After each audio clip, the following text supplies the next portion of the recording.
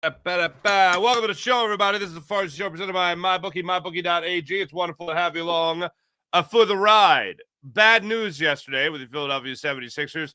Guerschon Yabusele, look, the writing was on the wall. He wasn't coming back. It's unfortunate. The writing was on the wall the previous day when Watford ended up signing with the Philadelphia 76ers, pretty much spelling the end of Guerschon Yabusele in Philadelphia. That is unfortunate. But we saw it coming. What we didn't see coming necessarily was him signing with the New York Knicks. Just to twist the knife a little deeper. Good times. Thanks, Yabu. Look, I heard Tyrese Maxey on with John Clark, and he used the word advertised. Guerschon, Yabu did a great job of advertising himself. 1 year he was with the Philadelphia 76ers, and that's exactly what he did. He advertised himself. He did a great job at the Olympics of doing that. Now, that might be a shrewd way to look at it, a shrewd word to use, but it's true. He wanted to get back into the NBA. He had a phenomenal Olympics. He ended up coming back to the NBA, and the 76ers were the stage that he needed to show the NBA that he was ready to play at that level once again, and he gets a 2-year deal worth $12 million. Affordable, certainly affordable. Sixers opted not to do it because it's really not that affordable to the 76ers, unfortunately. Now, they could have used a mid-level exception to keep him. They did not. He's now with the New York Knicks. Wonderful. If it wasn't the Knicks, it wouldn't stay. If it wasn't the Knicks, I'd just be happy for him. And not happy that the 76ers don't know how to run an organization, unfortunately, but I'd be happy for him. But the fact that it's the Knicks, I can't be happy. We'll get more into that later. Also, late last night, my man Keith Pompey broke the story. Eric Gordon re-signs with the 76ers. For those that haven't been following, Eric Gordon will be 37 years old in December. Last year, when they signed Eric Gordon, I thought, well, that's it for Tyrese Maxey. They're not gonna have two guards on the team that are 37, 38, 39 years old. That ain't gonna happen. Kyle Lowry got re-signed. Kyle Lowry get re-signed again. Kyle Lowry back? We'll see. I'll say this. Working with Keith Pompey now for the last month, he really wants Kyle Lowry to be back.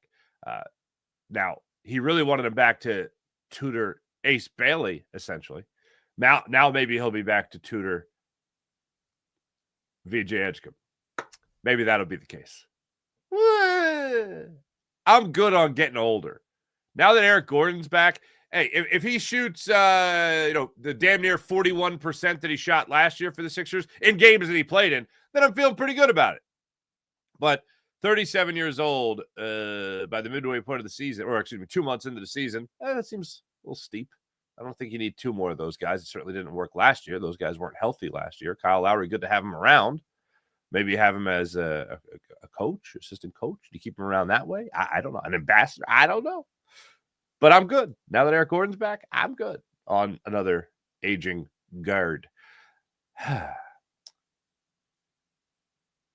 Sixers are having a wild offseason already, man. I already feel exhausted by the Sixers offseason. Between all the Ace Bailey stuff and the drama that went into whether or not they were going to pick him and all that stuff. Like, I was already exhausted by Ace Bailey's Sixer career by the time the draft rolled around.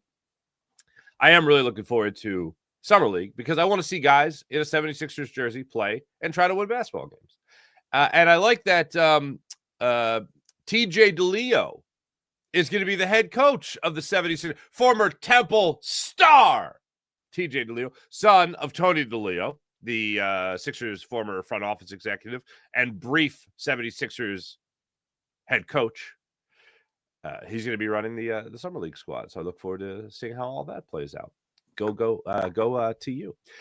So we'll get a little bit more into the Sixers. Also, Phillies were rained out yesterday, which sucked because I was really looking forward to them taking the first two games of the series with Christopher Sanchez on the hill yesterday against Nick Pivetta. So now they got a 1 o'clock and 6 o'clock split doubleheader today. I was thinking yesterday, the Phillies, and I mentioned this on the show yesterday, if the Phillies went out there, if the Phillies before the month of June were out of first place, and then at the end of the month of June, they're 2 games up in first place, I feel like we'd all be pretty happy about that. How did they do it? Oh, did they beat the Mets? Oh, my goodness, they beat the Mets. I feel like we'd all be pretty happy about that. But expectations certainly change when you see your team go through it. And when you see your team go through the struggles that they went through in Houston and really the struggles that they went through on that road trip. And, hey, look, they scored 4 runs the other night for Zach Wheeler. That still ain't a lot. They really did take advantage of a lot of miscues there by the Padres. You want to see them improve in some way, shape, or form. The names that were just listed by CBS Sports as potential landing spots being the for certain players that are likely to be dealt at the deadline. The Phillies were listed on 3 names. The Phillies were listed for Cedric Mullins from the Orioles, an outfielder. The Phillies were listed for Luis Robert Jr. That rumor's still kicking. Okay. And the Phillies were listed for Jesus Sanchez. No thank you, no way, and I'm good. There is nothing on that list that the Phillies have been linked to that make, and this is the latest that came out like 2 days ago from CBS Sports, linking the Phillies to those 3 outfielders, not linking the Phillies to a single bullpen arm. But then a report came out saying that the Philadelphia Phillies are connected to the Pittsburgh Pirates in potentially landing closer David Bednar and Dennis Santana from the Pittsburgh Pirates. Yes, please. And absolutely. Bullpen. I would love to see the Phillies go out there and get a corner outfielder, get somebody that can really play at a high level for you, get somebody that can be a center fielder for you and play at that high level. And maybe you move Brandon Marsh, whatever the case might be. But he has certainly looked like a guy that's turning into is your everyday center fielder. And we've highlighted his numbers over the last 2 months where he's hit 300 and had a really good on-base percentage as well to go along with his good fielding for the most part in center field. However, the outfield, other than Nick Castellanos, and I know they acquired Kyle Schwarber as a left fielder, but we all know he's a DH and he's a DH. The left field spot is a blind spot, as I have said many times, for Dave Dombrowski when it comes to what he has tried to do to help fix that Phillies corner outfield spot. I am rooting for at this point, although I'm not betting on it. Justin Crawford just gets the call up. Don't got to give up any prospects. It's in-house.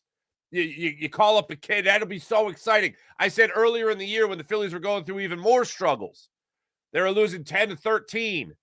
And I said, you know what? It'd be great. It would be great if you get Justin Crawford up here. It'd be great if you see Justin Crawford flourish. Don't have to give up anything. I said, you're going to have a resurgence between Andrew Painter getting called up and Justin Crawford getting called up this year. Oh, how exciting that'll be for Phillies fans. And on top of it all, I have said many times throughout this year that it feels like you are grading this Phillies team, really including the last 3 years of what you've seen. It's not just this year. Like I remember in April, late March, April, we're getting mad at the Phillies and losing, and the guy's not hitting, and that's all very frustrating. And I remember a lot of people in the comment, it's just it's the first week of the season. This guy's freaking out, that kind of thing. It's not the first week. It wasn't the first week. Yeah, it might have been the first week of that season, but we were in Act 3 of the same play with the same characters and the same actors. So it's a little bit of a short leash with this Phillies team. I often compare them to the Philadelphia 76ers in terms of how much patience the fan base has left. So when I look at this Phillies team and I see the possibility, the potential of Justin Crawford getting called up and Andrew Painter getting called up, that really feels like it'd be a lot different. Plus, you also look at a guy like Ranger Suarez. Looks like he is showing no signs of stopping the incredible heater that he's on right now. Heater for a guy that throws 91 miles per hour. That's funny. But then you look at the rest of this rotation. You also see what Zach Wheeler's bringing for you. You see what Jesus Luzardo for the vast majority of this season has brought for you. The emergence of Christopher Sanchez. All this has been great. And now you're going to inject another starting pitcher into that, maybe after the All-Star break, after shutting down Andrew Painter. All right, for the All-Star break. I want to see it, and I feel like that absolutely gives a shot of life into a Phillies team that a lot of people have lost patience with, especially when you're talking about two things that seem like the constant. Bats going ice cold all of a sudden, and the bullpen blowing games.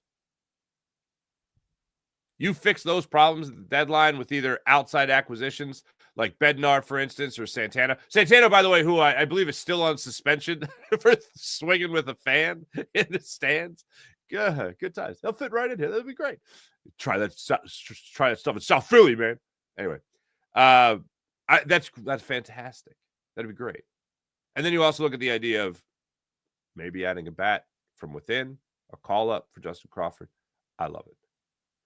I feel like that would grab a lot of people's attention for the Phillies and inject enough new life into this team with not just guys that have banged around Major League Baseball for a while, guys that have had 200 strikeout seasons, like who is it? Eugenio Suarez, the third baseman for the Diamondbacks, has been linked to the Phillies as well.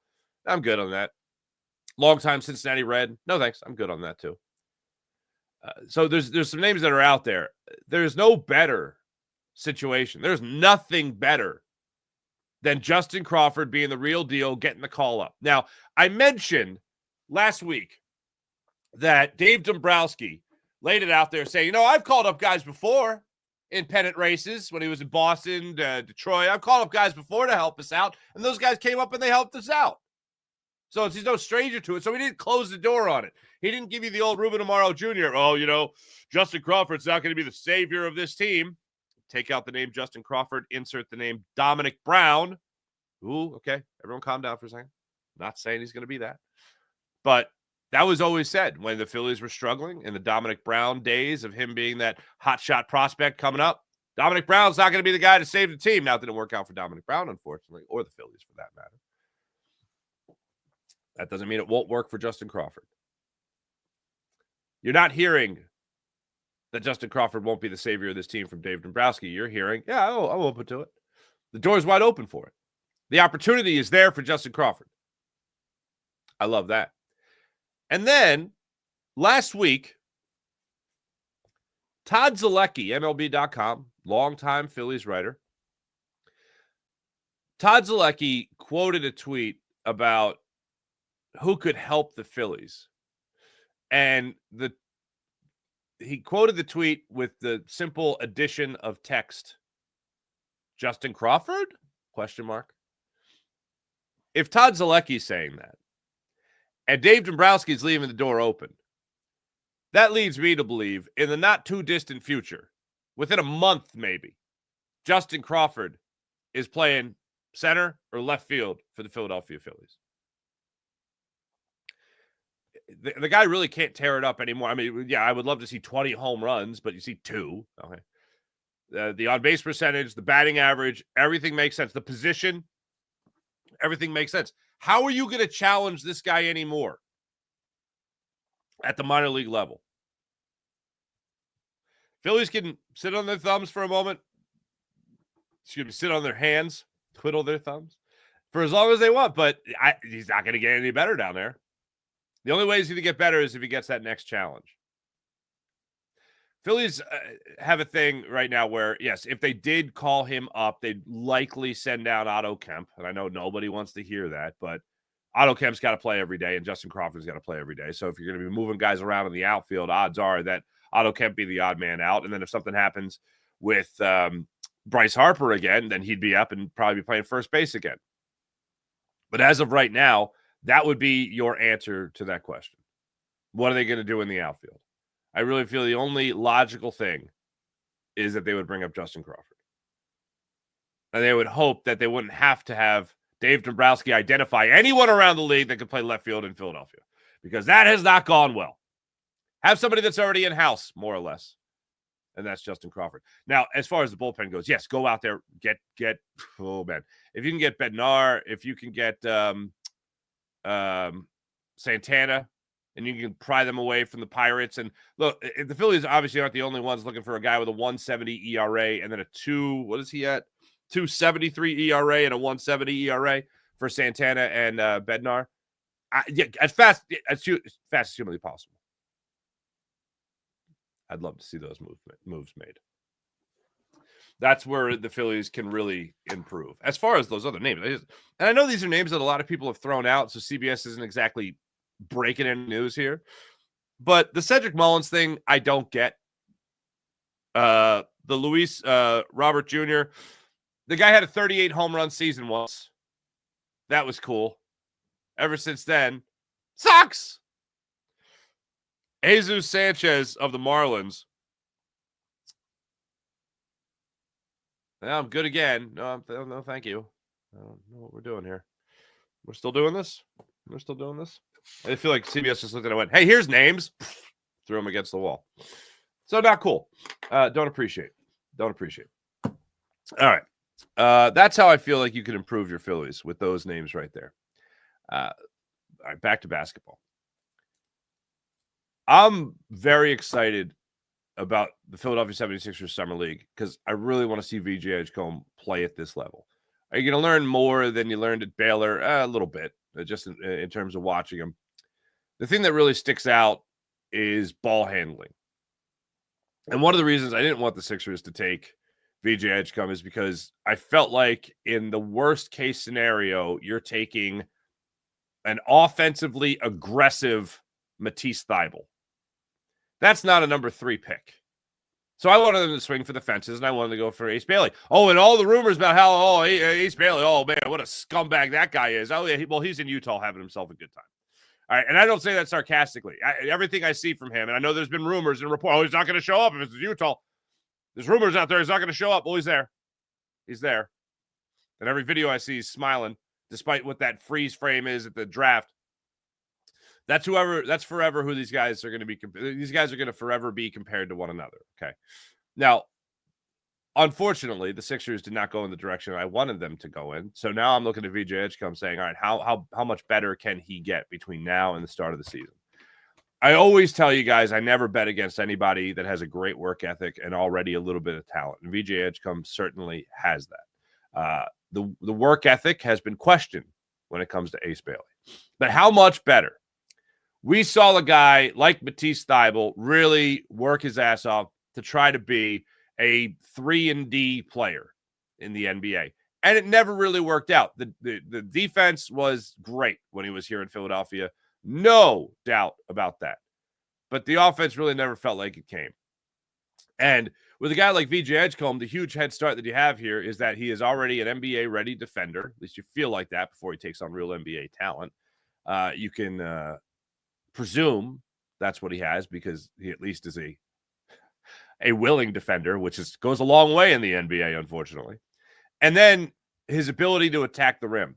I told you guys throughout the entire draft process, one thing I really liked about VJ Edgecombe was the aggression and the athleticism. Like this guy, there is no lane this guy thinks he can't cut through and find his way to the rim for a slam dunk. That he has that athletic ability, the jump out of the gym type stuff, the springs in his ankles type stuff.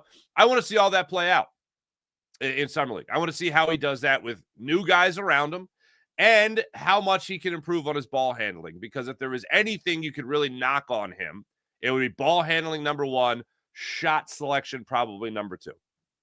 Both obviously on the offensive side of things. He's not a point guard. And the Sixers really don't have that marquee guy. You know who I'd love to have on the Sixers right now? If I could just go back, like, I would love to have like an Andre Miller just come in and run this offense. I would just love, like, if I could go back in the Wayback Machine. Like, I know a lot of people might jump to like Eric Snow or something like that. No, I like an Andre Miller type, like a veteran point guard to come in here that knows how to distribute, could shoot from the outside as well. Like, I would love to have that next to Tyrese Maxey, but the Sixers don't have that. Sixers don't have that, and they don't have a proven commodity at power forward. Like, I was doing the lineup yesterday. I'm like, Kelly Oubre? Like, Guerschon's gone. Watford going to be that guy? I guess he's going to be that guy. He's going to be a starter. All right. Like, I'm trying to organize how this works with the Sixers, and now it just feels like, all right, they got a bunch of guards. One of them's 37.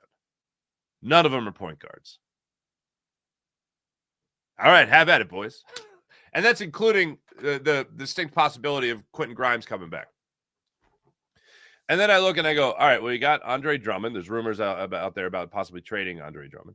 You got a Dembona. You just brought in Watford. You just drafted Broom. Okay.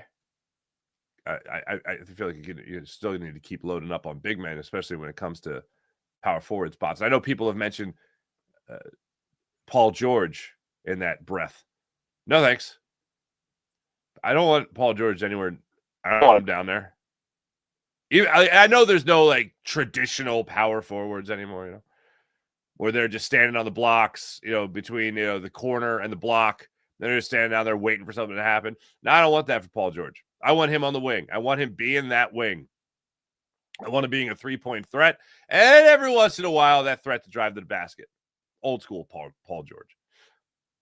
So the Sixers, although they have Kelly Oubre opting in, they just brought back Eric Gordon. They brought in Watford. They obviously have two guys they feel through the draft that can play at the NBA level, so those guys are going to be on the roster most likely. Broom and Edgecombe.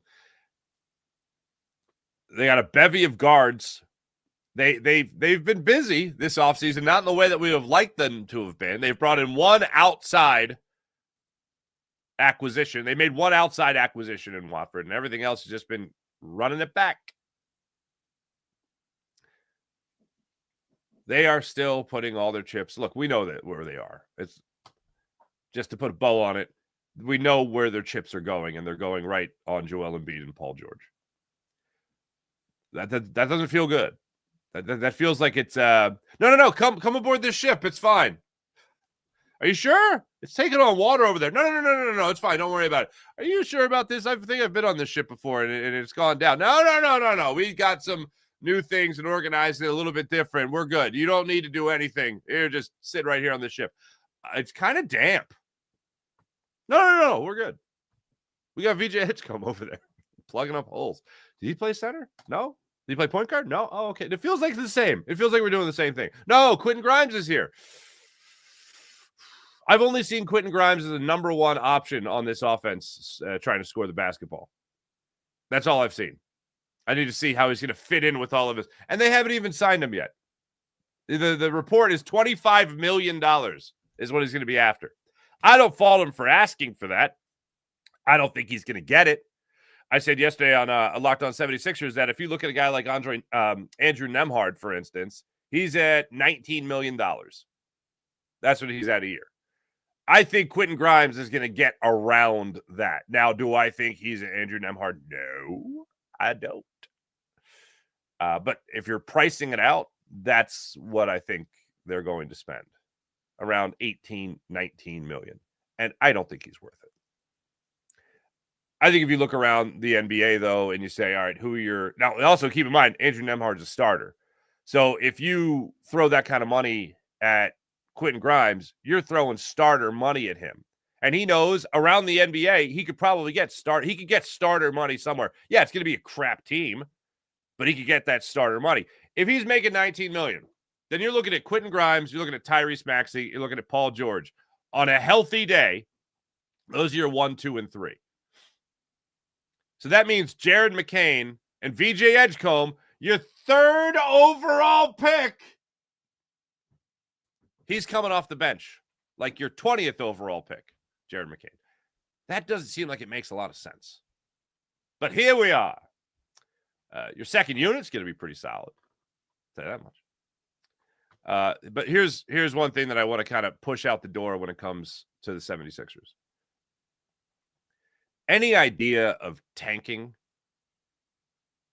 just doesn't make any damn sense because you don't even have a first-round pick next year. After this upcoming season, you don't have that pick. So one thing for sure, I think you could really say for sure about this team. I know everyone wants to question the health. Well, that's pretty obvious. But one thing I'm looking forward to about this Sixers season is that there's no tanking. This is going to be probably balls to the wall for Tyrese Maxey and the rest of this squad. Not named Joel Embiid, not named Paul George, because I do believe there's going to be load management introduced for both those, more so heavily, obviously, on Joel Embiid. But this is going to be an all-out to see how much better you can get between Game 1 and Game 82 for Tyrese Maxey, Jared McCain, Quentin Grimes as well, because I do think he's coming back, and VJ Edgecombe. Jedi Broom, also. How much better? Dembona. This is going to be an all-out push to try to make the play-in tournament. And that's at least one thing I look forward to. Guys going out there that actually give a damn. Guys going out there to work their asses off, and guys going out there to win. And of all the things that you've heard from last year, I mean, Tyrese Maxey saying, I can't go out there and try to lose.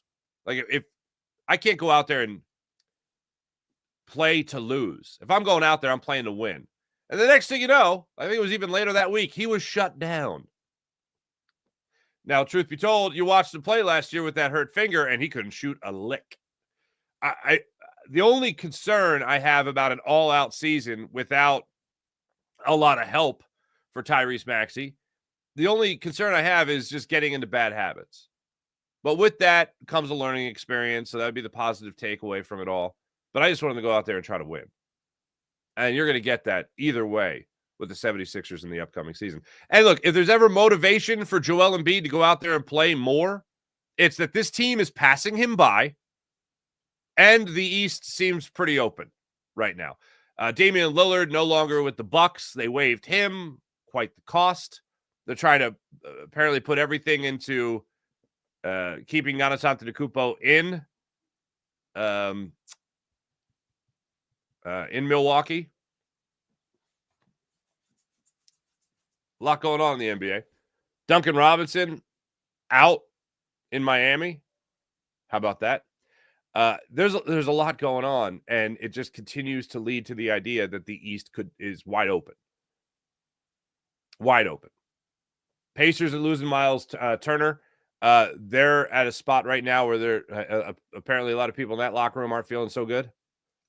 I can understand why. Sixers have an opportunity here.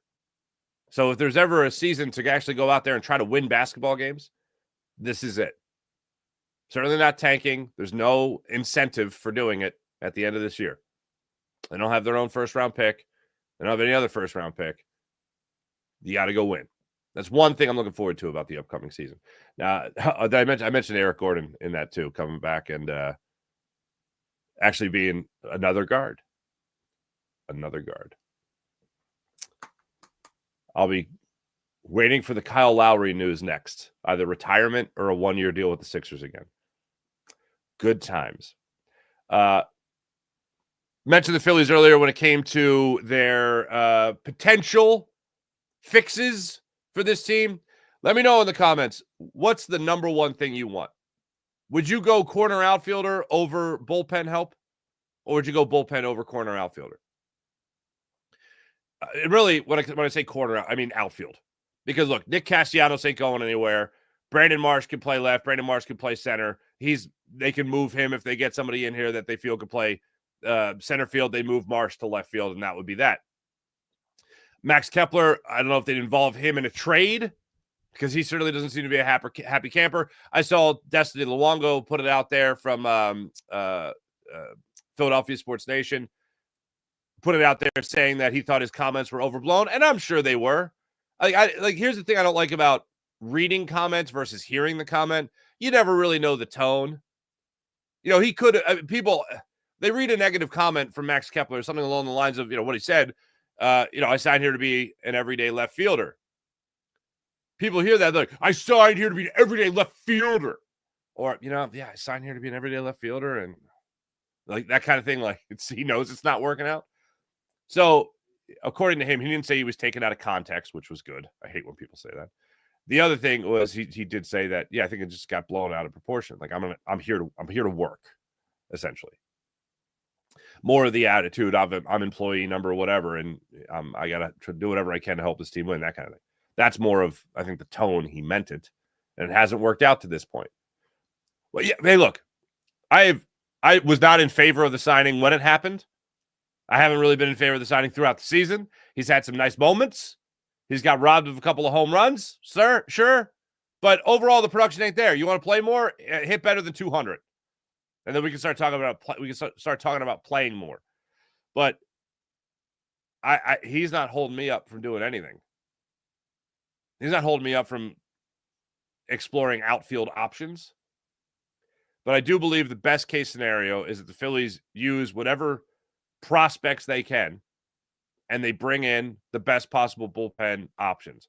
I feel the best bullpen options there are the ones they're already linked to, and that's with the Pittsburgh Pirates. So I'd love to see that happen. And then Justin Crawford gets elevated. There's no better outcome than that for the Phillies, where both those work out, and you didn't have to give up too many prospects because Justin Crawford's still here and he's starting to hit. Now, the other thing is, with all these prospects that you talk about just willy-nilly, like Aiden Miller, whatever, Andrew Painter, even Mick Abel at the major league level right now that everyone's talked about showcasing and all that. Well, you'll see him today.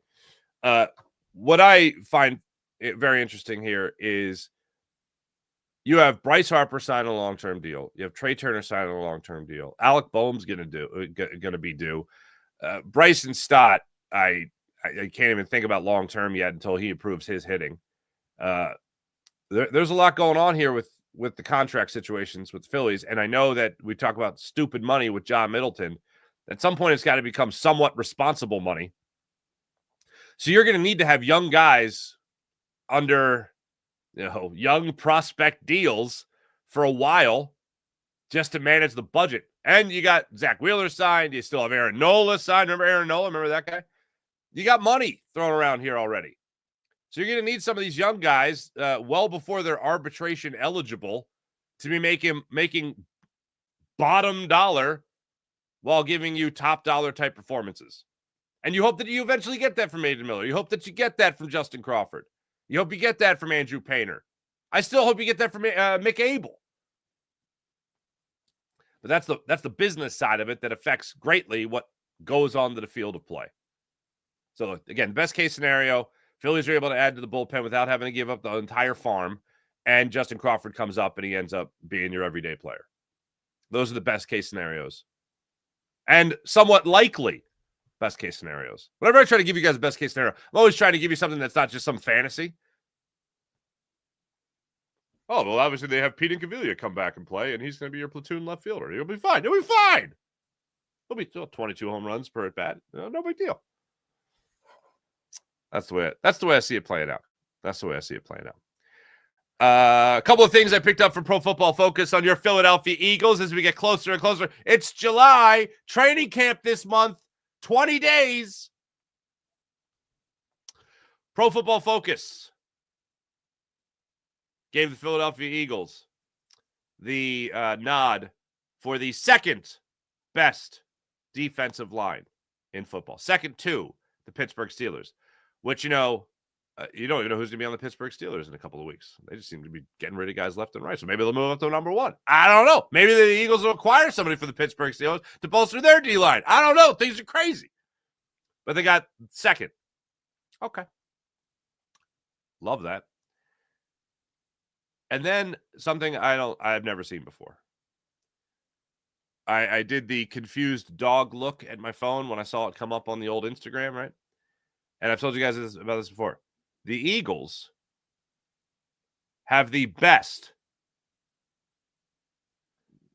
Brace yourself. You ready for it? The best linebacking core in the NFL. What? Did I just say that out loud? That's what Pro Football Focus said. The best. Zach Bond has a lot to do with that. No question. Nakobe Dean coming back healthy? Does that have a lot to do with it? Apparently. John Campbell having a lot to do with it? Potentially. The best. I can't remember ever looking at the Philadelphia Eagles saying that they have a great linebacking core. The best in the NFL. It reminded me of a couple of things that we have to get used to as the offseason continues, training camp approaches. The Philadelphia Eagles paying a running back and paying a linebacker is a unknown territory. We're used to corners getting paid, and we're used to linemen getting paid. We're used to a quarterback getting paid, never a running back. A wide receiver, sometimes. I mean, we've at least lived in that world, but not right now. We're not used to that. And that's exactly what's happening right now. A linebacker is getting paid top dollar coming off an all-pro performance, and also a Defensive Player of the Year candidacy. in the previous season when maybe 90% of the fan base had no idea who he was. And then all of a sudden, Zach Bond breaks out onto the scene. Nakobe Dean played very well last year, coming off the injury. Then, unfortunately, injured again. Eagles last year had Oren Burke step up there in a great role in the postseason. Can't complain there. And now Jahad Campbell could be hunting for the spot in Nakobe Dean. They could be battling it out for that spot. Jahad Campbell could also be battling to potentially be the guy that actually replaces the production of an Hassan Reddick. Would love to see that. Azeez Ojulari as an edge rusher, linebacker, whatever you want to use him as. They've certainly up the ante there. Josh Uche in the one great season that he's had. Maybe they're looking at a lot from him. Jalix Hunt taking a step forward. Think of him obviously as an edge rusher more than anything. It's going to be pretty interesting to see what the Eagles are going to be putting out there on that football field and how much success they're going to have and the health they're going to have if they are, in fact, going to be the best linebacking core in the NFL.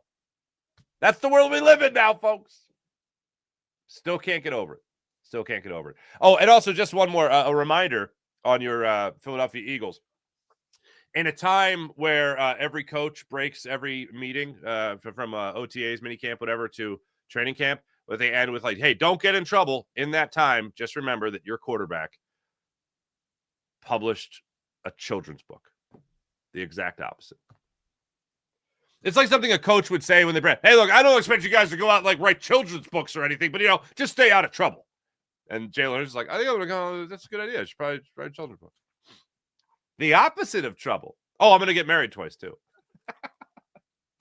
To the same woman, of course. Two weddings. People told me I should do that with my wedding. I should have two weddings because we had a destination wedding. And they're like, oh, are you going to do another wedding when you come home? And I'm like, maybe. It just feels we felt kind of crappy about it. Like, hey, we did this big, huge wedding, and then we had this little tiny party. You missed out on the great thing. Here's this. You know what I mean? That feels kind of weird. That's how we felt. Other people feel different. That's how we felt. Jalen Hurts did it both, man. Hey, good for him. Hey, let me tell you about the Game Time app. It kind of felt like telling the wedding guests at the second wedding. Take away the scoreboard. That's kind of what it felt like, a little bit. You know what I mean? There you go. Hey, let me tell you about the Game Time app. Download the Game Time app, create an account, use promo code FARZI, and get $20 off your first purchase on the Game Time app. Want to go to the game, the concert, the comedy show? Game Time app has you covered. So take advantage of all they have to offer, especially when it comes to the Game Time Picks feature. Game Time Picks has everything you need when it comes to the Game Time app. The best seats at the lowest prices on the Game Time app. So if you want to go to the game, the concert, the comedy show, Game Time has you covered. Download the Game Time app, create an account, use promo code FARZI, get $20 off your first purchase on the Game Time app. How about PHL Sports Station, Philadelphia Sports Station, enhancing your Philadelphia sports fan experience across all social media and blogs? That's phlsportsnation.com. Excuse me. I think I said Santana had a 170 ERA. He's got a 150 ERA. Me scusi. And how about Sky Motorcars? Check out Brett's amazing inventory at skymotorcars.com.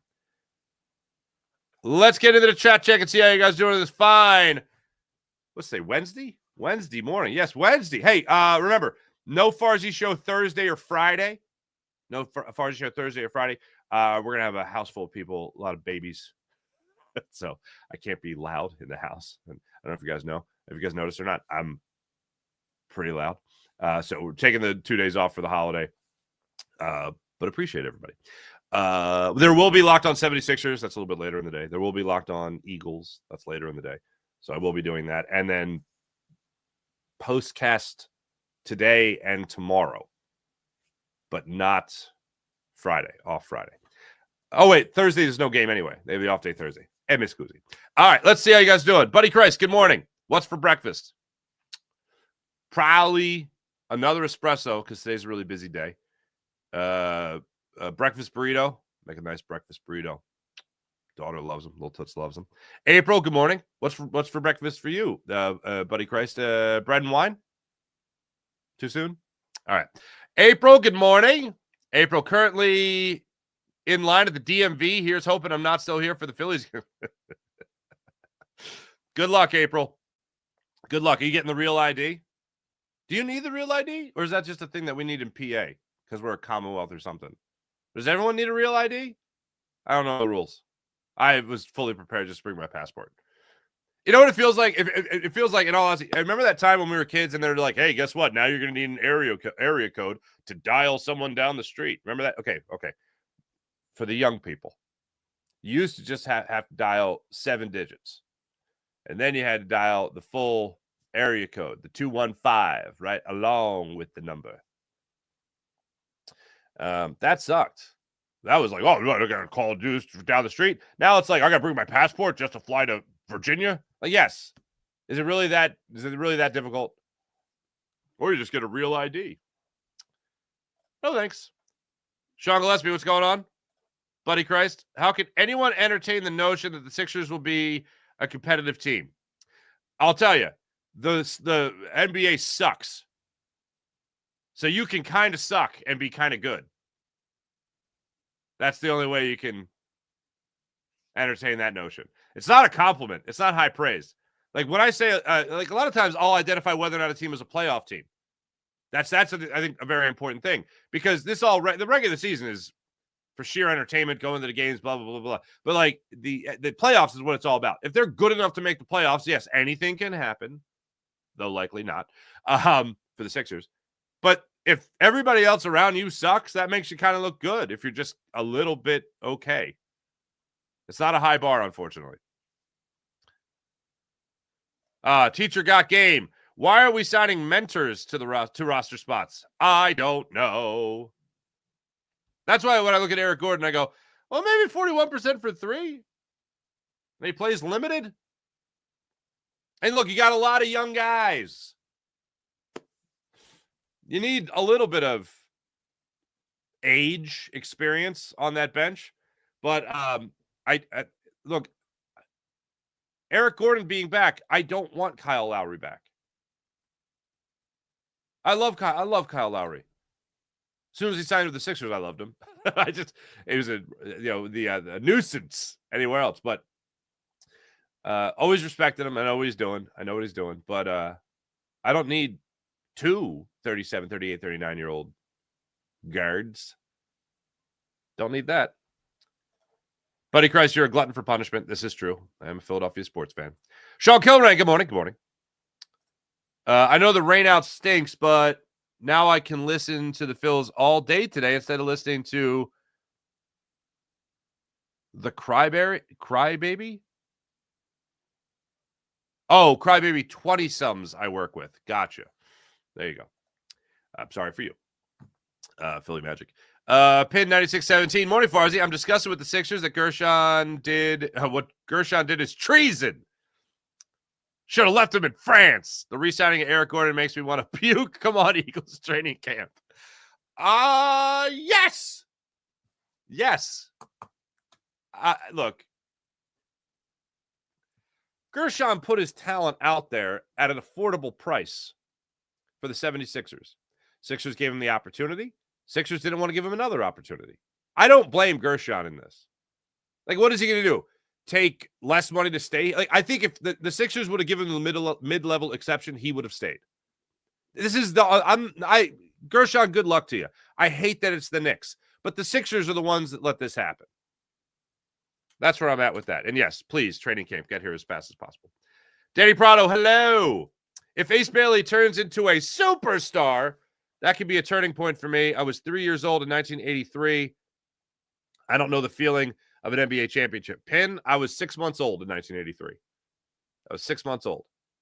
For those that don't know, I'm not named after, but my name was inspired by Mark Ivoroni of the 83 squad. So, yes, I've never experienced it either. The closest I got, just like you, Allen Iverson, finals, game 1, overtime, 50 points. Closest I got to the Sixers winning anything in my lifetime. Or in my conscious lifetime. So there you go. Paul Mancini, hello. Bad start for the 76ers offseason. I'm tired of Morey in the front office. Should have been terminated after the season. Yeah, this is it. By the way, speaking of another, I didn't even name that reason. Thank you for reminding me, Paul. Another reason for the Sixers to actually win this season is because Morey's going to get fired. That's the reason. That's why they need to win. If they show some promise. VJ Edgecombe looks like a stud. Then that means Morey had taken Maxey, McCain, Edgecombe.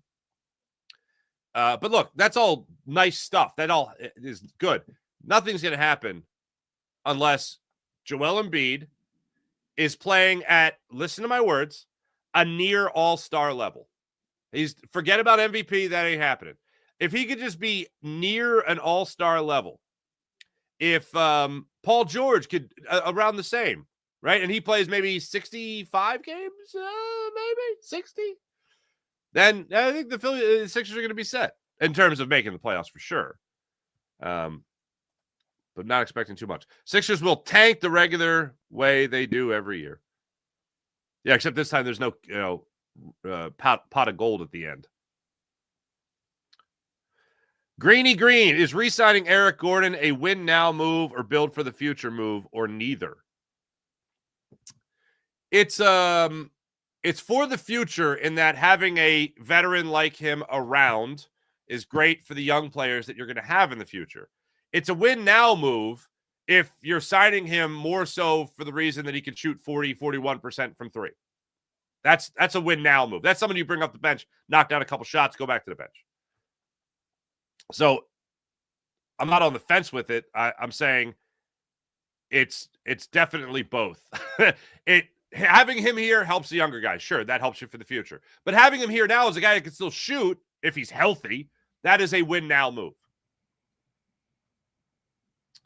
Sean Kilmer, Eagles are getting their Super Bowl championship rings on. Yes. What is Morey doing? Greeny Green? I wish I had more of a thing. Why bring back Eric Gordon? I just touched on that. Sean Kilrain, Braves are now 38-46 and have fallen below Marlins for fourth place. Wow. That's crazy. Well, I didn't even look at the standings this morning because the Phillies. Did the Mets even play last night? I meant to. Yep. Phillies still 2 games ahead of the Mets. Mets and Brewers got rained out yesterday as well. They have a doubleheader? They're having a doubleheader today, 110 and 710. Phillies 1 and 6. Bucks signed Miles Turner. Yes, they did.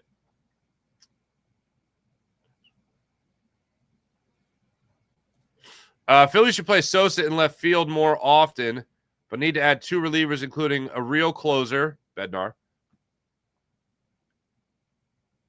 They won't have playoff success. Yeah, I'm still on that. Yeah, I wouldn't. I'm good with Sosa in left field. I'm good with that.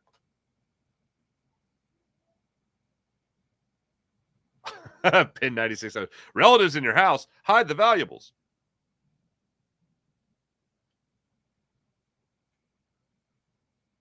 Oh, April. Everyone needs a real ID. I already have mine, just a renewal.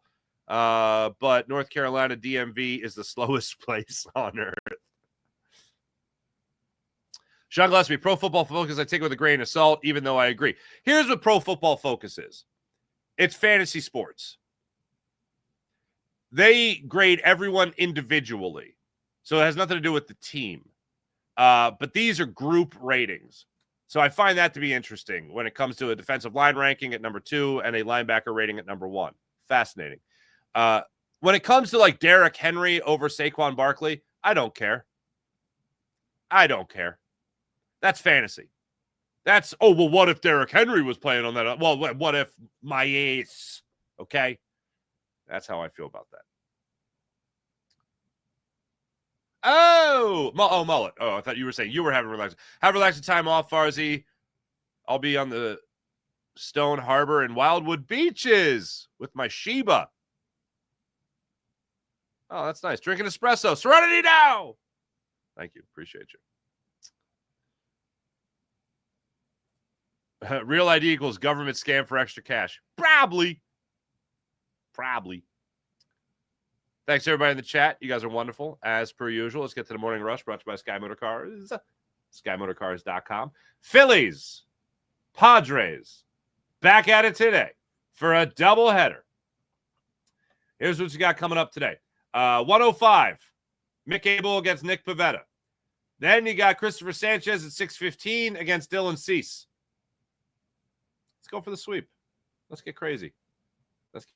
Then you host the Reds for 3, and then you head out on the West Coast for a 6-game road trip against the Giants for 3 and the Padres for 3 before the All-Star break. Thanks for watching. Thanks for listening. You guys are great. As per Mullet, my ace. Best take. You're welcome. Thanks to everybody in the chat. You guys are great. My name is Mark Farzetta. This is the Farzy Show presented by MyBookie, mybookie.ag. Coming up today. All right, busy day for your boy. Farzy Show wrapping now. Locked on 76ers coming up at 10 o'clock. Locked on Eagle Squad podcast coming up actually at 11. We're going a little earlier today, I believe. Yes. And then 2 Phillies postcasts. And somewhere in between there, I got to mow the lawn. So it's going to be a busy day. Thanks for watching. Thanks for listening. My name is Mark Farzetta. This is the Farzy Show presented by MyBookie, mybookie.ag. Back with you guys Monday for the Farzy Show. And then see you guys throughout on the various Locked On networks I'll be on over the weekend, or over the rest of this week and the weekend. Thanks for watching.